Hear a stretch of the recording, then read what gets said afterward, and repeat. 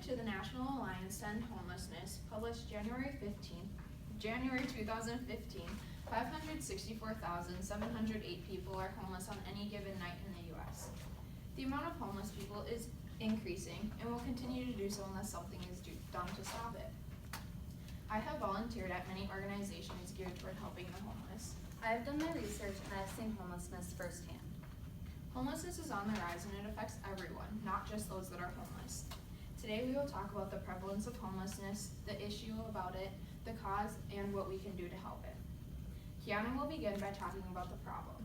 As stated in the introduction, 564,708 people are homeless on any given night in the U.S.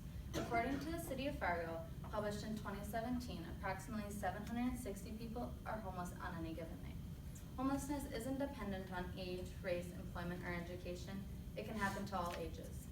According to the City of Fargo, of the homeless population in 2012, the average age for men was 42 and women was 33. 20% of the homeless population is under the age of 18. This is very important for us to know as college students and being around this age. We need to be aware of this ongoing problem. People who are even employed or have high school educations can become homeless as well. 82% of the homeless population has a high school education, 19% are U.S. military veterans, and 17% are employed. Homelessness affects the entire community in many different ways, including crime. Homeless people may commit crimes to survive living on the streets, such as stealing food or clothing, or breaking into abandoned buildings or homes for shelter. In many cities, it is a crime to beg, loiter, or sleep in public, essentially making homelessness a crime. According to Homeless Youth and Crime, What Does the Research Say? By Eliza Doran, published October 14, 2014, a 2010 study found that the longer a youth is homeless, the more likely he or she is to commit a crime. The economy and taxpayers are also burdened financially by homelessness. According to Homeward Bound WNC, published in 2012, it costs the community around $23,000 for one person to be homeless for 1 year due to jail time, shelter stays, and emergency costs. Many homeless people will commit crimes to go to jail where they have a place to stay and a meal to eat for a couple nights, and that is being paid for by taxpayer dollars. By providing stable housing, we can reduce healthcare costs and emergency room costs by 60%. Now that we have talked about the problem, Keyanna will talk about the cause. There are many factors that can lead someone to be homeless, including job loss and domestic abuse. Job loss is a very common thing that happens to homeless people. You can lose your job due to being laid off, moving, or having injuries. You can break your bone, which means you won't be able to support your family or put food on the table. While a broken bone isn't always permanent, you can still be out of a job for quite some time and you won't be able to make payments or put food on the table. Downsizing in the company can also result in many layoffs. You can lose your income from being laid off and you won't be able to make payments or put food on the table. When you lose your job, you have to look for a new job, but due to the job scarcity in the job market these days and the qualifications that employers are looking for, jobs may be hard to come by, and the result will be homelessness. Domestic abuse is another cause of homelessness. Men, women, and children fleeing abusive households may end up in a homeless shelter if they have nowhere else to go.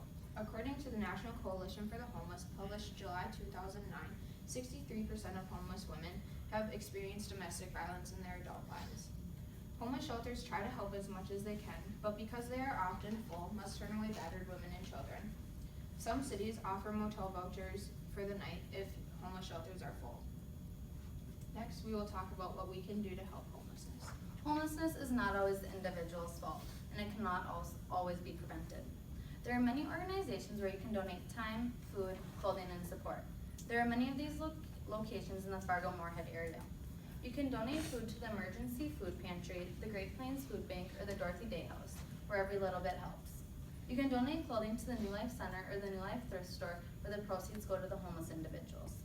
You can also donate your time and support, which benefits the homeless in many ways.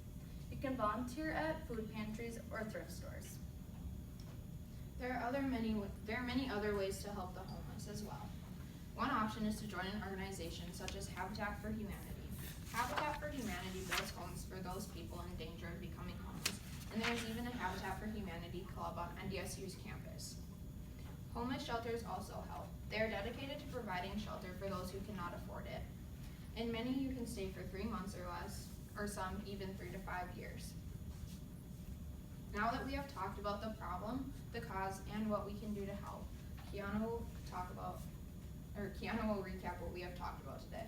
Homelessness is on the rise in our community, and it affects everyone in some way or another. Today we've talked about homelessness, the cause, and what we can do to prevent this ongoing problem. We hope what we have said has impacted you in some way, and you donate your time, clothing, and food in all ways that you possibly can. Now imagine if you were one of the 564,708 people who are homeless on any given night. Wouldn't you want someone to help if they could?